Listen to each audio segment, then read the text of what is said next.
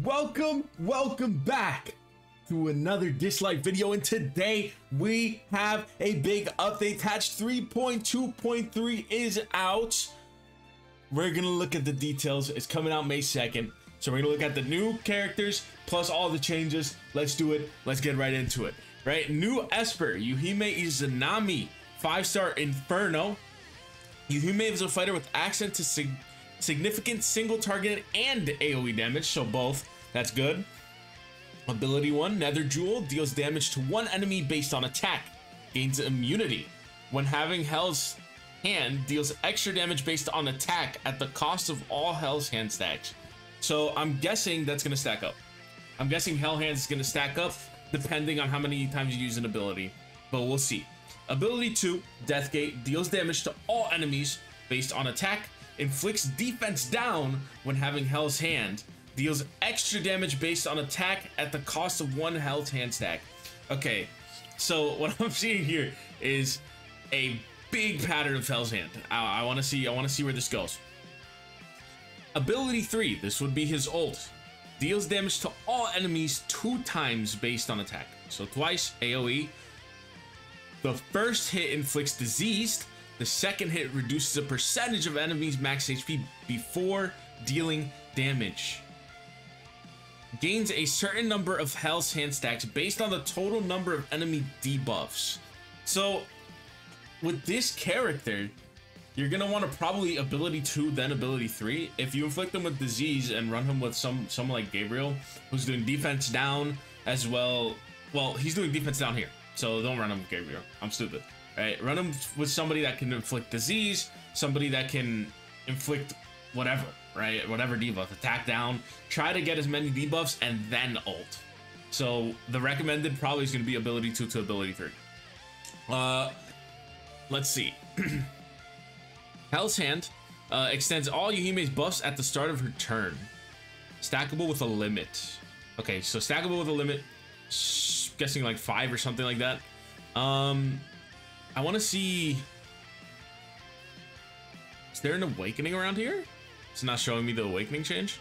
Anyway, let's look at the resonance real quick. R1, Beyond the Grave Overload. Beyond the Grave, final damage 10%. Good. Deathgate Morph, new effect. Deathgate has a chance of dealing extra damage based on attack at the cost of one Hell Hand stack. So that would be the ability 2. Ability 2 would deal more damage. Base attack, base defense, and base HP plus 15%. R4's Power Suppression. When at an elemental advantage, damage plus 15%. This is a lot of stats. She's getting a lot of stats from this. What the fuck? Okay.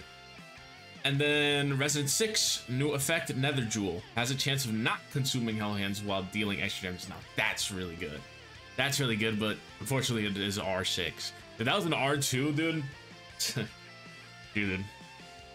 Okay. So, Izanami's looking pretty good. She's just one of those characters where you're going to want to stack debuffs. You're going to want to stack debuffs on the enemy team. So you're going to want to run her with a bunch of debuffing enemies, right? Like Loki would be fantastic for her. Bunch of others. But as long as they're not inflicting defense down, she could do it herself, right? She could use ability 2 and then ability 3. I'm wondering if she's gonna start the turn with Hell's Hands, or she has to ult in order to get Hell's Hands. I wonder how it's gonna stack, is what I'm saying, right? Depending on that, she could be really good or really, really good, right? If she starts off the turn with Hell's Hands, you can just ability 2 and then ability 3. If she doesn't start off the turn with Hell's Hands, you're probably gonna want to ability 3, then ability 2, and then ability 1. All that good stuff. Okay. Let's look at Ta, right? 4-star Wind Esper. She's a support. Ain is a support who can protect her teammates and amplify their damage when they are outside their turns. And listen to that again. When they are outside their turns, she can amplify their damage. All right. So ability 1. Oh, she's the second Esper that can do this. If you didn't know, Athena was the only Esper that could inflict crit rate down, which is kind of new, sort of new. She's the only one that has it. So she's the second one to have it. Ability Shock Beam deals damage to one enemy 2 times based on attack. Each hit has a chance of inflicting crit rate down. Okay, nice. Crit rate down is very good. Very, very good for PvP as well. Force Barrier gains Standoff. Grants shield to Ain's teammates, excluding Ain. Shield strength is based on Ain's max HP. So this is not going to matter right here. She doesn't grant shield for herself, but she grants herself Standoff. So she won't die anyway, unless you have a debuffer on the enemy team. Shield strength is based on her max HP, so you're probably going to want to stack her HP. Ability 3 deals damage to one enemy 3 times based on attack and max HP. So you're going to want her. You're going to probably want to run her on main stat max HP and then try to get as much attack percent in your secondary as possible. Each hit has a chance of inflicting defense down. So 3 chances of hitting defense down. I believe that's about 50%. Then calls in one random teammate to assist. Guaranteed? Okay. That's good, man. That's good. If you run it with some DPSs, you get a guaranteed hit from any one of your DPSs. You could fall to RNG and get a hit from your healer, right? But God, this is good. Getting a guaranteed chance to assist, so they will basic attack when she attacks. All right, let's look at the resonance. Resonance 1, Force Barrier Shield Strength plus 10%. That's pretty good. Divine Resonance when attacked by a critical hit. This is R2. Damage minus 12%, so she gets damage reduction. Okay. Resonance 3 is basic attack, base defense, and base HP plus 15%. And then you got R4 when incapacitated, damage taken minus 18%. She already gets 30% damage reduction at R4. Oh my God. So if she's stunned, okay, so let's say she's stunned and crit at the same time, she has 30% damage reduction. That's good. That's good. It's situational damage reduction, but it's still damage reduction either way. Damage reduction is so good. Base defense and base HP plus 20%. That's a fuck ton of stats. Plus 20% is crazy. Chance Force Barrier, granting shield change to. Wait. Hold up. So this is the ult. Am I wrong? Changes the Force Barrier. Oh no, it's ability 2. Okay, gain standoff, grant shield to Ain's teammates. Force Barrier granting shields change to granting Ox Blessing. Onk's Blessing. Onk's Blessing provides shield and increases resist. Wow, so she gives you resist and shield. Wait, wow. I wonder how much percentage of resist she gives though. Probably like 20 to 30. That's pretty good. That's pretty fucking good. That's crazy. She can only be acquired in the event shop while the Sea of Sorrow is running. You're gonna want her. She sounds really, really good. She inflicts crit rate down. She shields you. If you get her full Resonance 6, which is probably completely possible for an event unit, you're getting a shield and resist, as well as crit rate down, as well as damage reduction if she's CC'd in any way, or if she's crit, which will probably happen in PvP. Dude, I think she's crazy. She also inflicts defense down and gets a random assist. That's gonna be crazy for PvP. That's insane. Yeah, she's good. She's good. I'm glad. That's really good. All right, let's move on to the new features. These are the summons.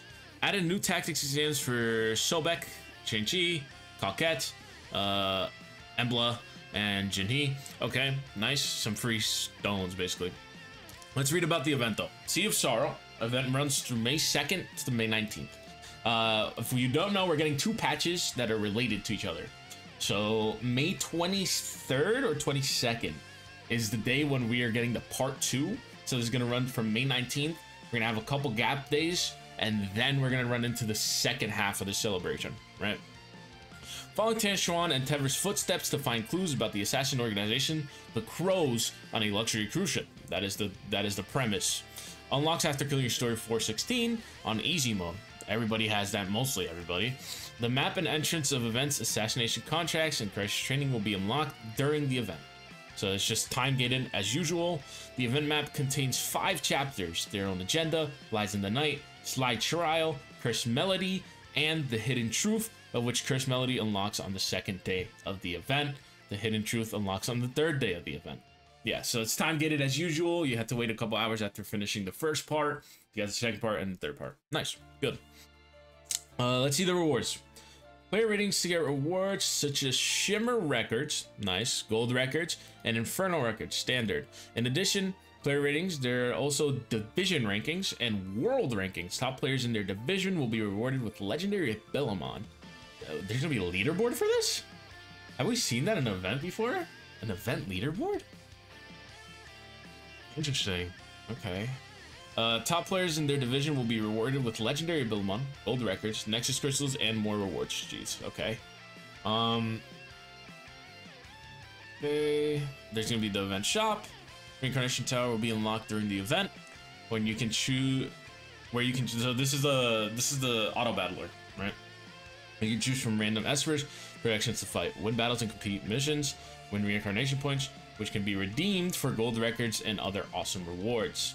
Yuhime will further be enhanced in this reincarnation tower. So she will have a boost, I'm guessing? She'll have a damage boost? Okay. Withering Omen.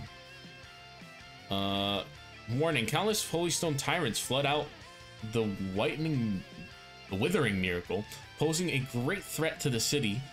Please go eliminate them now. So this is another new event. I'm guessing it's the bosses that we saw in the trailer. Players can lower crisis points by defeating bosses in the event trial during the event. So it's kind of like the club bosses, where you lower their point till you get to the next level and then all that stuff. And this crisis points reduces by all players in the server will be accumulated into rewarding progress. So it's a server-wide like co-op event basically. Everybody's attacking the same thing until it gets down to, you know, the end, to 0, right? That's pretty good. That's pretty fun, actually. That's pretty fun. Relying on everybody to get a reward is very great. And it brings the community together. And I'm sure everybody's going to do it anyway. So players can lower crisis points by defeating. Okay, I already read that. So you get progress rewards such as gold records, all that good stuff. That's really nice. That's really nice. Limited time echo event for Yuhime. So she is summonable. Izanami is summonable. Witchstones can only be obtained through drawing to the gold card pools. Yeah, so she is summonable. And a lot of people didn't think so. But she is. She is. What? Limited time probability up event for Unas in Echo? What the fuck? During the event, players can tap the record on the Echo Shimmer Pool screen to change their chance up esper to Unas. After the change, upon acquiring a Shimmer Legendary Esper, the chance of attaining Unas will increase to 50%? Excuse me? Wait a second. You're telling me that if I summon, I get a Legendary, I put Unas as my 50%, I can get... Oh my god. That's good, man. That's good. And Unas is crazy. Unas is still crazy. That's good. That's fucking good. Alright. I like that. I like that. United Sounds, collect notes to harvest sweetness. We hope your life is easy and happy here in Grandish. Collect the rising notes by completing Sonic Rift, Ritual Miracles. So it's just an event game. You get the currency from playing events and stuff. You get Nexus Crystals, Elite Experimon, gold, and I'm guessing maybe gold records? No. Playing bingo games to get rewards such as Nexus Crystal, Elite Experimon, and gold. Okay. At the cost of rising notes. Okay. Alright. The upper limit of collectible rising notes will gradually increase. The event continues. Upon reaching the limit, you won't be able to collect more. So this is also time gated. Okay. Not a bad idea. It just brings people back. Flaming Echo. Acquire rotary coins by first login, completing quests, or reaching the designated number of max activeness days. So I'm guessing stamina, completing your daily quests, and just logging in. The rotary coin can be used to draw espers from the non-shimmer legendary esper options, and the player can select one esper from the options. So from what we saw in the video, there's 6 options. So you can roll 6 espers, and you can choose one of the legendaries. That's very good. the options when the spin time reaches the required number during the event. So I'm pretty sure this is also time gated as well. It would make sense. And also this right here indicates that we're going to be celebrating the second part of this event until June 13th. So this event officially ends on June 13th. Sweet wishes. Enjoy delicious cakes in the Burning Beat Fest to make sweet memory. During the event, help espers with their requests to get their gifts as thanks. Fest message. Fest cake tiers will unlock in the... So this is similar to the Valentine's Day, where you had to like match 4 or match 3, I think it was. Or match 4. No, it was match 4. You match 4, you clear it. You go to the next one. Match 4, clear it. Until you get to a certain point where you get a bunch of rewards. Okay, and you get a name card and gold records, as well as probably some gold and stuff. Jigsaw Fest. During the event, players can get 1 attempt via the daily login. Light up 3 jigsaw pieces on the horizontal or vertical line to obtain rewards such as gold records, Nexus crystals, and gold. Light up the whole jigsaw puzzle to choose a non-shimmer epic esper Optipack. I'm wondering if the event exclusive espers are going to be here as well. I wonder. I hope so. After the update, players can review... Wait, flashback. After the update, players can review their journey in the grandest over the past year and generate their divine label. Share your divine label. So it's like a Spotify Wrapped, but for Dislyte. Okay, interesting. Graffiti wall. During the event, players can post any creative images. Photos, hand-drawn art, in-game screenshots related to Dislyte anniversary in the comments of the event page to win handsome rewards such as Nexus crystals, creators, flames, and anniversary merchandise packs. So you can just do this. I mean, you can take some screenshots if you see something crazy, but like if you get a good pull or whatever, you can share it and you can get some Nexus crystals for it. That's pretty good. And then the Rave skin. The Burning Beat Fest offers a limited time discounts for skins. Players can visit the purchase screen via Plaza. Top sellers Rave skin. The skin for sale includes Mona, Moon Goddess, the first skin, Drew, White Reaper, Aira Fever, Tang Yun, Flowing Jade, and Freddy Dark Wolf, Berenice Gyrate, and Yasuhua 9 Star Songs. I think it's just mostly all the skins, no? Apart from the most recent one. It's pretty good. That's pretty good. Wow, this is insane. Any crazy changes for knockouts? Participation requirements has been changed. Clear story chapter 12, 16, and reach point war tier record 11. So it's just earlier entry to knockout. All right. Wow, that's pretty good. Wow. That's a lot of fucking rewards. That's a lot of events going on at the same time. That's really good. I think this is gonna be a fucking fantastic celebration, especially for free-to-play players. You guys are gonna be eating this celebration. It's gonna be really good. Unfortunately, she's summonable. She's not event exclusive. I don't think you can. It didn't mention her being able to. Wait, hold up. Yeah. So this is summonable. She's summonable. And that Unox 50% up is fucking crazy. That's really good. Yeah. Apart from that, that's about it. The update looks fantastic. I'm really excited. The countdown has already started. We got our legendary build on yesterday. Make sure to log on every single day until the 2nd of May in order to get all your rewards. You get a full entire multi, all that stuff. We're probably gonna get like 50, 60 multis from this whole entire event, or like 60 summons in total. I think it's very plausible. Anyways, thank you guys so much for watching, and I'll see you all in the next one.